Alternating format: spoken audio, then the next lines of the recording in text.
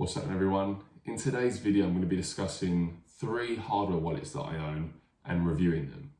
So first up is the OneKey Pro. So this is coming in at the most expensive one. It's £212.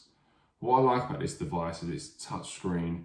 So when you enter it, you can use your thumb to access it and you can type a pin in. So you can double or triple up on security. It's got at the back, it's got a 2 megapixel camera. So what I like about this, instead of copying and pasting to send your cryptos to different addresses, you can get a typo error, you can accidentally paste the wrong address or a previous crypto.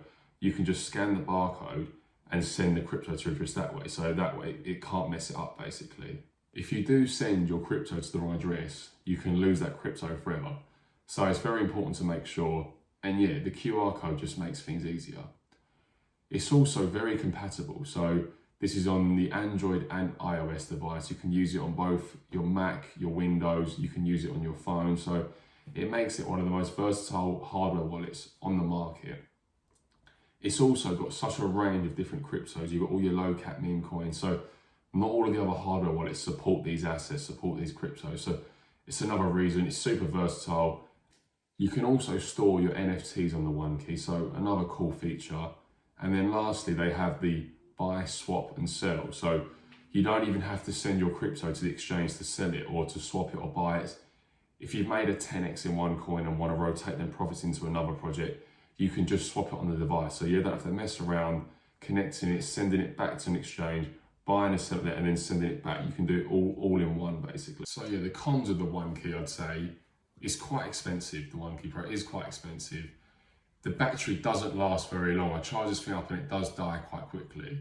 And then the other thing, it is touchscreen, but you can't actually look at your coins on the touchscreen when you log into it. So when you log in, it asks for a PIN and so on. You can type it in.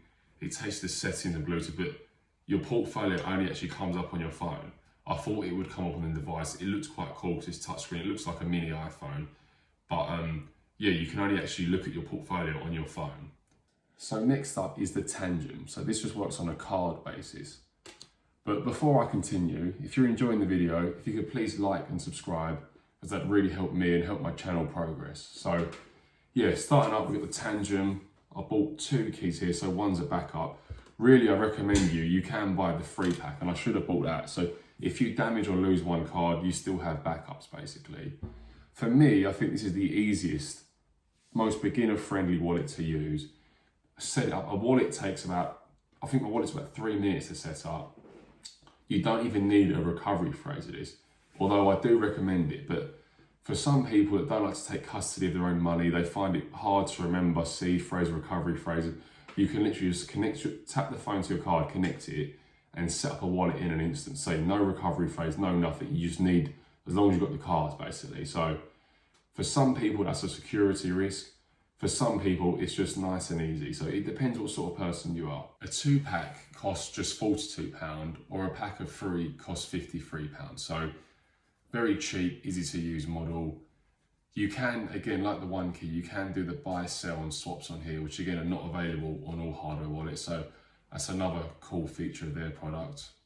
They have over 6,000 coins compatible, so you can pretty much get any low cap gem.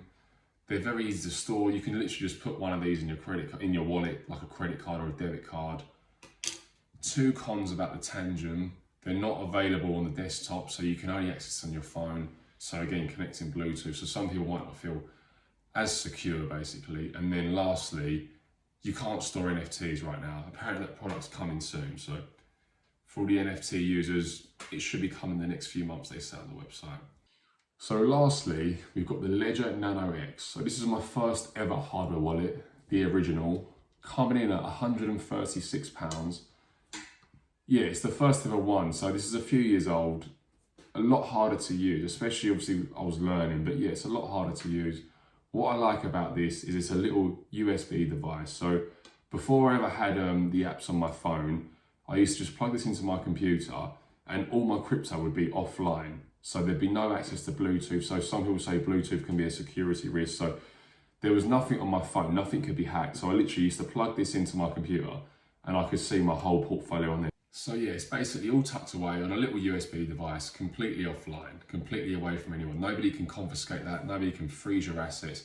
It's completely tucked away. So it's self-sovereign, it's my money, nobody can access it basically. The banks can't freeze your accounts, nothing can happen. So that's how it was originally designed. So now I'll say they make more easier versions because people don't want to control their own money. People have lost lots of money. If you lost this, it's not the end of the world, as long as you have your recovery phrase still. So with this, I've set a 24-word recovery phrase. So again, nobody can hack into it. Nobody's going to guess 24 words in a row correctly. So yeah, it's a pretty secure little device. You'd have to guess my PIN and then the 24-word seed phrase to get in. So it's pretty secure.